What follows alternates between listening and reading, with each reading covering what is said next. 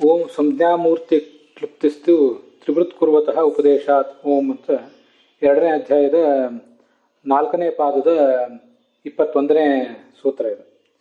ಅದಕ್ಕೆ ಸಂಬಂಧಪಟ್ಟಂತೆ ಮುಖ್ಯ ಪ್ರಾಣಶ್ಚೇಂದ್ರಿಯಾಣಿ ದೇಹಶ್ಚೈವ ತದುದ್ಭವ ಅಂತ ಆಚಾರ್ಯರು ಅಣುಭಾಷ್ಯದಲ್ಲಿ ಸಂಗ್ರಹಿಸಿದ್ದಾರೆ. ದೇಹಶ್ಚೈವ ಅಂದರೆ ಮತ್ತು ಕೇವಲ ಮುಖ್ಯ ಪ್ರಾಣ ಮಾತ್ರ ಭಗವಂತನಿಂದ ಸೃಷ್ಟನಾಗಿರುವುದಲ್ಲ. ದೇಹ, ನಮ್ಮ ದೇಹ ಅಂದರೆ ಅದ ರೂಪ ಅಂತ ಅರ್ಥ. ಮತ್ತು ನಾಮ, ಅದಕ್ಕೆ ಸಂಬಂಧಪಟ್ಟಂತೆ ಏನೇನು ಹೆಸರುಗಳಿವೆ, ಒಟ್ಟಾರೆ ರೂಪ ಮತ್ತು ಆಕಾರಗಳು, ಜಗತ್ತೆಲ್ಲದಕ್ಕೂ ಕೂಡ ರೂಪ ಮತ್ತು ಆಕಾರ ಇವೆಲ್ಲವೂ ಕೂಡ ಭಗವಂತನಿಂದ ಸೃಷ್ಟವಾಗಿದೆ ಅಂತ ಅದರ ತಾತ್ಪರ್ಯ. ಅಂತಿಷ್ಟನ್ನ ಈ ಮುಖ್ಯ ಪ್ರಾಣಶ್ಚೇಂದ್ರಿಯಾಣಿ ದೇಹಶ್ಚೈವ ತದುದ್ಭವ ಅನ್ನೋ ಮಾತಿನಿಂದ ಆಚಾರ್ಯ ತಿಳಿಸಿದ್ದಾರೆ. ನಮಗೆ ಇಲ್ಲಿ ಬೇಕಾದ್ದು ದೇಹಶ್ಚೈವ ತದುದ್ಭವ ಅಂತ. ದೇಹಶ್ಚೈವ ತದುದ್ಭವ ಅಂತ ಅನ್ನೋದು ಅಣುಭಾಷ್ಯದ ವಾಕ್ಯ.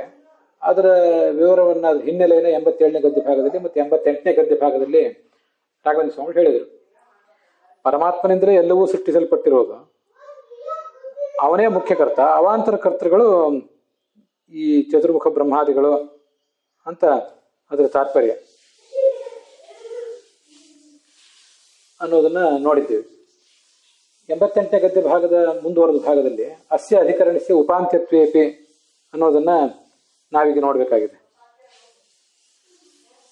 ಈಗ ನಾವು ನೋಡ್ತಿರುವ ಅಧಿಕರಣ, ಈ ಸಂಜ್ಞಾಧಿಕರಣ ಅಂತ ಏನಿದೆ, ಈ ಸಂಜ್ಞಾಧಿಕರಣ ಅಂತ ಅನ್ನೋದು ಉಪಾಂತ್ಯ ಅಧಿಕರಣ. ಇದು 2ನೇ ಅಧ್ಯಾಯದ 4ನೇ ಪಾದದ ಕೊನೆಯಲ್ಲಿ ಬರುವಂತಹ ಅಧಿಕರಣ ಅಂದ್ರೆ ಮಾಂಸಾದ್ಯ ಅಧಿಕರಣ ಅಂತ.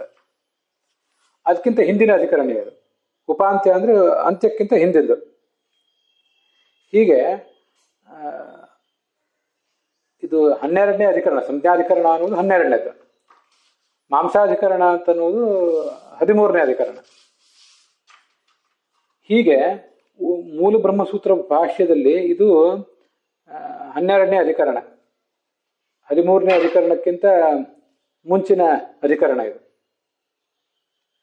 ಆದರೆ ಇಲ್ಲಿ ಆಚಾರ್ಯರು ಇದಂತೂ ಹೇಳುವಾಗ ಸ್ವಲ್ಪ ಕ್ರಮ ವ್ಯತ್ಯಾಸ ಮಾಡಿ ಹೇಳಿದ್ದಾರೆ. ಯಾಕೆ ಕ್ರಮ ವ್ಯತ್ಯಾಸ ಮಾಡಿ ಹೇಳಿದ್ದಾರೆ ಅನ್ನೋದನ್ನ ಒಂದು ಬಾರಿ ಈಗ ನೋಡ್ಬೇಕಾಗಿದೆ. ಅದಕ್ಕೆ ಕ್ರಮ ವ್ಯತ್ಯಾಸ ಮಾಡ್ಲಿಕ್ಕೆ ಕಾರಣ ಏನಂದ್ರೆ, ಉತ್ಪತ್ತಿ ಮತ್ತು ರೂಪ ಏಕಾರ್ಥ ಪರತ್ವ ದ್ಯೋಪದ್ಯೋತನಾಯ ಕ್ರಮೋಲ್ಲಂಘನಂ. ಉತ್ಪತ್ತಿ ಮತ್ವ, ಯಾವ್ದ್ಯಾವ್ದಕ್ಕೆ ಉತ್ಪತ್ತಿ ಇದೆ, ಪರಮಾತ್ಮನಿಂದಲೇ ಸಕಲಕ್ಕೂ ಕೂಡ ಉತ್ಪತ್ತಿ ಇದೆ ಅನ್ನೋದನ್ನ ಹೇಳಬೇಕಾಗಿದೆ ನಾವು. ಅದಕ್ಕಾಗಿ ಈ ಎಲ್ಲ ವಿಷಯಗಳನ್ನು ಹೇಳಿದ್ದಾರೆ. ಪರಮಾತ್ಮನಿಂದಲೇ ಉತ್ಪತ್ತಿ ಇರೋದು ಯಾವುದಕ್ಕೆ? ಮುಖ್ಯ ಪ್ರಾಣನಿಗೆ, ಇಂದ್ರಿಯಗಳಿಗೆ, ದೇಹಕ್ಕೆ, ಎಲ್ಲದಕ್ಕೂ ಕೂಡ ಅಂತ. ಅದೊಂದು ಉತ್ಪತ್ತಿ ಮತ್ತು ಅನ್ನೋದು ಮುಖ್ಯ ಪ್ರಾಣನಿಗೆ, ಇಂದ್ರಿಯಗಳಿಗೆ ಮತ್ತು ದೇಹಕ್ಕೆ ಎಲ್ಲದಕ್ಕೂ ಕೂಡ ಸಮಾನ. ಆ ಒಂದು ಸಮಾನವಾದ ಅಂಶ ಇಟ್ಕೊಂಡು ಆ ಕ್ರಮವನ್ನ ಮೀರಿದ್ದಾರೆ ಅಂತ ಅರ್ಥ. ಇದು ನೋಡಿ, ಇದಾದ ಬಳಿಕ ಅಣುಭಾಷ್ಯದಲ್ಲಿ ಮುಖ್ಯ ಪ್ರಾಣಶ್ಚೇಂದ್ರಿಯಾಣಿ ದೇಹಶ್ಚೈವ ತದುದ್ಭವ ಅಂತ ಇದು 7ನೇ ಶ್ಲೋಕ, 7ನೇ ಶ್ಲೋಕದ ಪೂರ್ವಾರ್ಧ. ಅದಾದ್ಮೇಲೆ ಮುಖ್ಯ ಪ್ರಾಣ ವಿಷಯ ಸರ್ವಂ ಸವಿಷ್ಣುರ್ ವಶಕಸ್ಸದ ಸರ್ವದೋಷೋಜ್ಜಿತಸ್ತಸ್ಮಾತ್ ಭಗವಾನ್ ಪುರುಷೋತ್ತಮ ಉಕ್ತ ಗುಣಾಶ್ಚ ವಿರುದ್ಧಾಸ್ತಸ್ಯ ವೇದೇನ ಸರ್ವಶಃ ಅಂತ. ಈ ದೇಹಚೈವ ತದುದ್ಭವ ಅನ್ನೋದನ್ನ ಅಣುಭಾಷ್ಯದಲ್ಲಿ ಮೊದಲು ಹೇಳಿದ್ದಾರೆ ಆಚಾರ್ಯ. ದೇಹ ನಾಮರೂಪಗಳನ್ನು ಕೂಡ ಅವನೇ ಸೃಷ್ಟಿಸಿದ ಅನ್ನೋ ವಿಷಯವನ್ನು ಮೊದಲು ಹೇಳಿದ್ದಾರೆ. ವಸ್ತುತಃ ಮೂಲ ಬ್ರಹ್ಮಸೂತ್ರ ಭಾಷ್ಯದಲ್ಲಿ ಅದು ಆಮೇಲೆ ಬರಬೇಕಾಗಿತ್ತು. ಯಾಕೆ ಹಾಗೆ ಅಂದ್ರೆ, ಉತ್ಪತ್ತಿ ಮತ್ವ ಅಂತ ಅನ್ನೋದು ಇವೆಲ್ಲದಕ್ಕೂ ಕೂಡ ಸಮಾನ ಅನ್ನೋ ದೃಷ್ಟಿಯಿಂದ ಈ ತರ ಹೇಳಿದ್ದಾರೆ. ಪರಮಾತ್ಮನಿಂದ ಉತ್ಪತ್ತಿ ಯಾವ್ದಾವ್ದಕ್ಕಿದೆಯೋ ಅವೆಲ್ಲವನ್ನೂ ಒಂದ್ ಕಡೆ ಸಂಗ್ರಹಿಸಿದ್ದಾರೆ ಅಷ್ಟೇ. ಇದು ಅವರ ತಾತ್ಪರ್ಯ. 88ನೇ ಗದ್ಯ ಭಾಗ ನಾವೀಗ ನೋಡ್ತಿದ್ವಿ. ಮುಂದೆ 89ನೇ ಗದ್ಯ ಭಾಗದಲ್ಲಿ ಮಾಂಸಾಧಿಕರಣದ ಬಗ್ಗೆ ಇದೆ. ಅದಾದ್ಮೇಲೆ 90, 91 ಇಲ್ಲೆಲ್ಲ ಆ ಮುಖ್ಯ ಪ್ರಾಣ ಸರ್ವರಿಗೂ ಮುಖ್ಯ ಪ್ರಾಣ ಎಲ್ಲರಿಗೂ ಮುಖ್ಯನಾಗಿದ್ದಾನೆ, ಅವನ ಅಧೀನವೇ ಉಳಿದವರಾಗಿದ್ದಾರೆ ಅನ್ನೋದು ವಿಷಯ ಎಲ್ಲ ಇದೆ. 91ರಲ್ಲಿ ಯದಾಶ್ರಯ ದಸ್ಯ ಜ್ಯೇಷ್ಠ. 91ನೇ ಗದ್ಯ ಭಾಗದಲ್ಲಿ ಪ್ರಾಣ ಸ್ವಾತಂತ್ರ್ಯ ಶ್ರುತ್ಯ, ಪ್ರಾಣವೇ ಮುಖ್ಯ ಅಂತೆಲ್ಲ ಕೂಡ ಕಾಣಿಸ್ತಾ ಇದೆಯಲ್ವಾ ಅಂತೆಲ್ಲ ಪ್ರಶ್ನೆ ಮಾಡ್ಕೊಂಡಿದ್ದಾರೆ. ಅದಕ್ಕೆ ಉತ್ತರ ರೂಪವಾಗಿ ಚಕ್ಷುರಾಧಿಪತ ಇತ್ಯಾದಿ ಸೂತ್ರದ್ವಯಾತ್ಮಕಂ ಸಪ್ತಮಾಧಿಕರಣಂ, 7ನೇ ಅಧಿಕರಣ ನಾವೀಗ ಗಮನಿಸಬೇಕು. ಸಂಜ್ಞಾಧಿಕರಣ 12ನೇ ಅಧಿಕರಣವನ್ನು ನಾವು ನೋಡಿ ಆಗಿದೆ. ಆ 12ನೇ ಅಧಿಕರಣ ಹೇಳಿ ಆದಮೇಲೆ ಮತ್ತೆ 89ನೇ ಗದ್ಯ ಭಾಗದಲ್ಲಿ ಮಾಂಸಾಧಿಕರಣ ಹೇಳ್ತಾರೆ, ಅದು 13ನೇ ಅಧಿಕರಣ. ಅದಾದ್ಮೇಲೆ ಮತ್ತೆ 7ನೇ ಅಧಿಕರಣ ಹೇಳ್ತಾರೆ. 7ನೇ ಅಧಿಕರಣ ಅಂದ್ರೆ ಚಕ್ಷುರಾಜ್ಯ ಅಧಿಕರಣ. ಮುಖ್ಯ ಪ್ರಾಣ ವಿಷಯ ಸರ್ವಂ ಸ ವಿಷ್ಣುರ್ ವಶಕ ಸದಾ ಇತ್ಯಾದಿ ವಿಷಯಗಳು ಅಲ್ಲಿ ಬಂದಿವೆ. ಈ ತರ ಆ ಅಧಿಕರಣಗಳನ್ನ ವ್ಯತ್ಯಸ್ತ ಮಾಡಿದ್ದಾರೆ. ಮೂಲದಲ್ಲಿ ಹೇಗಿದೆಯೋ ಹಾಗೆ ಇಲ್ಲಿ ಎಲ್ಲಾ ಕಡೆ ಇಲ್ಲ. ಅಣುಭಾಷ್ಯದಲ್ಲಿ, ಬ್ರಹ್ಮಸೂತ್ರ ಭಾಷ್ಯದಲ್ಲಿ ಬಂದಂತೆ ಅಣುಭಾಷ್ಯದಲ್ಲಿ ಇರೋದಿಲ್ಲ. ಅದು ಯಾಕೆ ಅಂದ್ರೆ ಅವರು ಅರ್ಥದ ಸೌಕರ್ಯ ದೃಷ್ಟಿಯಿಂದ ಹೀಗೆ ಮಾಡಿದ್ದಾರೆ, ಕೇಳುವವರಿಗೆ ಅದೆಲ್ಲವೂ ಸುಕರವಾಗಿರ್ಲಿ ಅಂತ. ಪರಮಾತ್ಮನಿಂದ ಯಾವ್ಯಾವ ಹುಟ್ಟಿವೆ ಅಂದ್ರೆ ಮುಖ್ಯ ಪ್ರಾಣ, ಇಂದ್ರಿಯಗಳು, ದೇಹ ಇವೆಲ್ಲವೂ ಕೂಡ ಒಂದನ್ನು ಸೇರಿಸ್ಕೊಂಡ್ಬಿಡೋದು ಅವರ ಅಭಿಪ್ರಾಯ.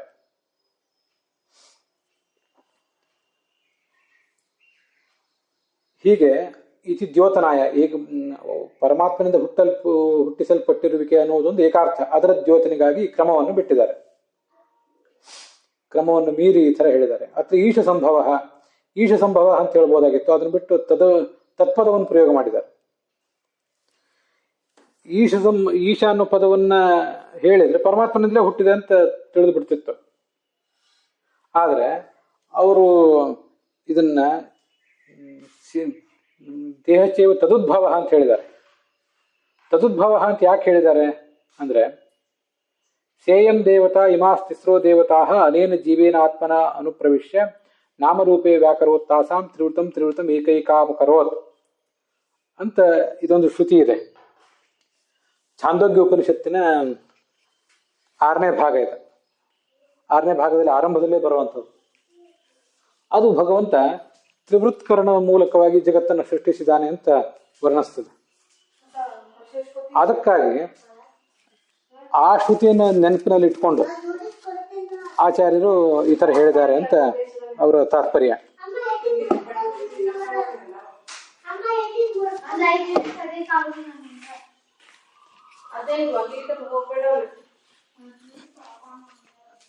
ಪೃಥ್ವಿ, ಅಪ್ಪು, ತೇಜಸ್ಸು, ವಾಯು, ಆಕಾಶ ಈ ಮೂರನ್ನ ಸೇರಿಸಿ ಈ ಜಗತ್ತನ್ನು ಸೃಷ್ಟಿಸಿದ್ದಾನೆ ಅಂತ ಹೇಳಬೇಕಾದ ಅವರ ಉದ್ದೇಶ. ಹಾಗ ಆ ವೇದ ವಾಕ್ಯ ಹೇಳ್ತಾ ಇದೆ. ಅದು ಛಾಂದೋಗ್ಯ ಉಪನಿಷತ್ತಿನ 6ನೇ ಅಧ್ಯಾಯದಲ್ಲಿ ಕಂಡು ಬರ್ತದೆ. ಛಾಂದೋಗ್ಯ ಉಪನಿಷತ್ತಿನ 6ನೇ ಅಧ್ಯಾಯದಲ್ಲಿ ನಾಮರೂಪಾತ್ಮಕ ಪ್ರಪಂಚದ ಸೃಷ್ಟಿ ಅಂತ ವರ್ಣನೆ ಮಾಡುವ ಭಾಗ ಇದೆ. ತೇಷಾಂ ಖಲು ಏತೇಷಾಂ ಭೂತಾನಾಂ ತ್ರೀಣ್ಯೇವ ಬೀಜಾನಿ ಭವಂತಿ ಅಂಡಜಂ ಜೀವಜಂ ಮತ್ತೆ ಉದ್ಭಿಜ್ಜಂ ಚ ಇತಿ ಅಂತ.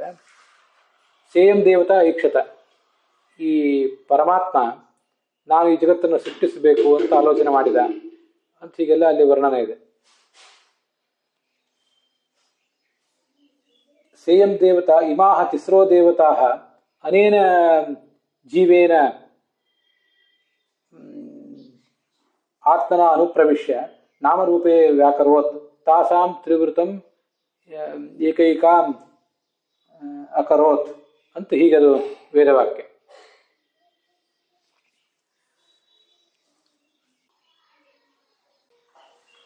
ಈ ಶ್ರೀಹರಿ ಅದಕ್ಕೆ ಹೀಗರ್ಥ.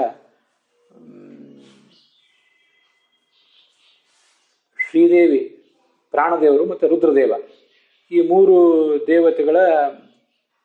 ದೇವತೆಗಳನ್ನು ತನ್ನ ಅಂಗವನ್ನಾಗಿ ಮಾಡಿಕೊಂಡು ತೇಜಸ್ಸು, ನೀರು ಮತ್ತೆ ಪೃಥ್ವಿ ಇವೆಲ್ಲವನ್ನು ಈ ಮೂರು ಭೂತಗಳಿಂದ ಈ ಜಗತ್ತೆಲ್ಲವನ್ನು ಸೃಷ್ಟಿಸಿದ ಅಂತ ಬಂದಿರೋದು.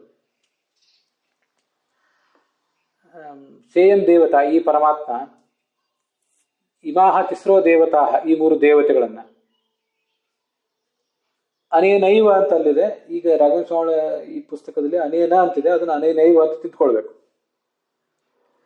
ಅನೇನೈವ ಜೀವೇನ ಆತ್ಮನ ಅನುಪ್ರವಿಶ್ಯ, ಆತ್ಮನ ಜೀವೇನ, ಯಾವ ಜೀವ ಅಂದ್ರೆ ನಮ್ಮ ಈ ಜೀವಾತ್ಮರು ನಮ್ಮಂಥವ್ರು ಅಂತ ಅರ್ಥ ಅಲ್ಲ. ಜೀವ ಇತಿ ಭಗವತೋ ಅನಿರುದ್ಧಸ್ಯಾಖ್ಯ ಅಂತ ಬಂದಿರೋದ್ರಿಂದ ತನ್ನ ಅನಿರುದ್ಧ ಎಂಬ ರೂಪದಿಂದ ಪ್ರವೇಶ ಮಾಡಿ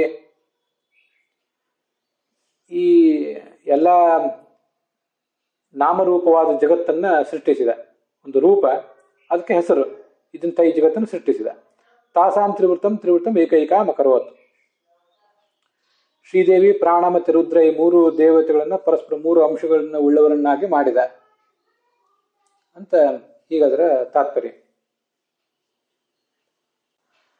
ಅದರಲ್ಲಿ ತೇಜೋಭಿಮಾನಿ ಶ್ರೀದೇವಿ, ಪ್ರಾಣ ಅನ್ನಾಭಿಮಾನಿ, ರುದ್ರ ಅಲ್ಲ ಪ್ರಾಣ ಅಭಭಿಮಾನಿ. ತೇಜೋಭಿಮಾನಿ ಶ್ರೀಶ್ಚ ಪ್ರಾಣಸ್ತು ಅಭಭಿಮಾನವಾನ್, ಅನ್ನಾಭಿಮಾನಿ ರುದ್ರಶ್ಚ ತಿಸ್ರಸ್ತಾಹ ದೇವತಾ ಪುರ ಅಂತ ಹೀಗೆ ಇಲ್ಲೇ ಭಾಷ್ಯದಲ್ಲಿ ಮುಂದಿನ ವಾಕ್ಯ ಎಲ್ಲೋ ಇದೆ.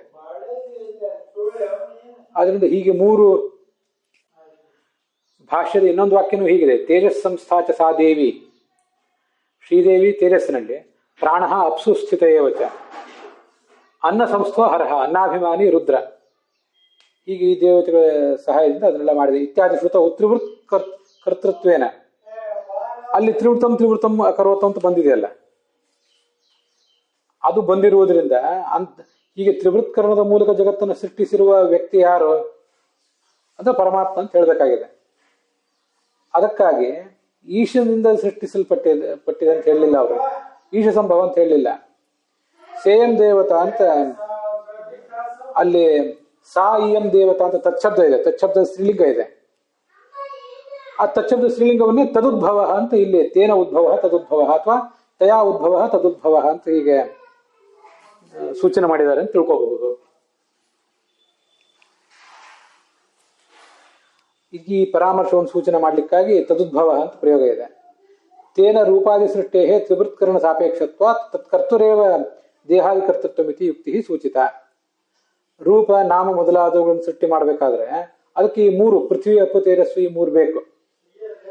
ಪೃಥ್ವಿ ಅಪ್ಪ ತೇಜಸ್ಸು ವಾಯುಗಳನ್ನು ಯಾರು ಸೃಷ್ಟಿಸಿದ್ದಾನೋ ತತ್ಕರ್ತುರೇವ, ಪೃಥ್ವಿ ಅಪ್ಪ ತೇಜಸ್ಸು ವಾಯುಗಳನ್ನು ಸೃಷ್ಟಿ ಮಾಡಿದವನೇ ದೇಹ ಅಂದ್ರೆ ರೂಪ ಮತ್ತು ನಾಮಗಳನ್ನು ಸೃಷ್ಟಿಸಿದ್ದಾನೆ, ಅದು ಬೇರೆ ಯಾರು ಅಲ್ಲ ಅಂತ ಹೀಗೆ ಯುಕ್ತಿಯನ್ನು ತೋರಿಸಿದಾಗ ಆಯ್ತು. ಸಾ ಇಯಂ ದೇವತಾ, ಶ್ರೀ ಈ ಭಗವಂತನು ಅನೇನ ಏವ ಜೀವೇನ ಆತ್ಮನ, ತನ್ನದೇ ಆದ ಜೀವ ಅಥವಾ ಅನಿರುದ್ಧ ಎಂಬ ಹೆಸರುಳ್ಳ ರೂಪದಿಂದ ಇಮಾಹ ತಿಸ್ರೋ ದೇವತಾ, ಶ್ರೀದೇವಿ, ಮುಖ್ಯ ಪ್ರಾಣ ಮತ್ತು ರುದ್ರರನ್ನು ಮತ್ತು ಅವರಿಂದ ಅಭಿಮನ್ಯಮಾನವಾದ ತೇಜಸ್ಸು, ನೀರು ಮತ್ತೆ ಪೃಥ್ವಿ, ಅನ್ನವನ್ನ, ಅನ್ನ ಅಂದ್ರೆ ಪೃಥ್ವಿ, ಈ ಮೂರನ್ನ ಪ್ರವೇಶ ಮಾಡಿ ನಾಮರೂಪೇ ವ್ಯಾಕರೋತ್, ನಾಮಾತ್ಮಕವಾದ ಸೃಷ್ಟಿ, ಹೆಸರು ಸಂಜ್ಞಾರೂಪವಾದ ಸೃಷ್ಟಿ, ಮತ್ತು ರೂಪ ಅಂದ್ರೆ ಆಕಾರ, ಫಿಗರ್, ಆ ಸೃಷ್ಟಿಯನ್ನ ಅವನು ಮಾಡಿದ ಅಂತ ಅರ್ಥ. ಅಲ್ಲಿಗೆ ಈ ಭಾಗ ಸಮಾಪ್ತವಾಗಿದೆ.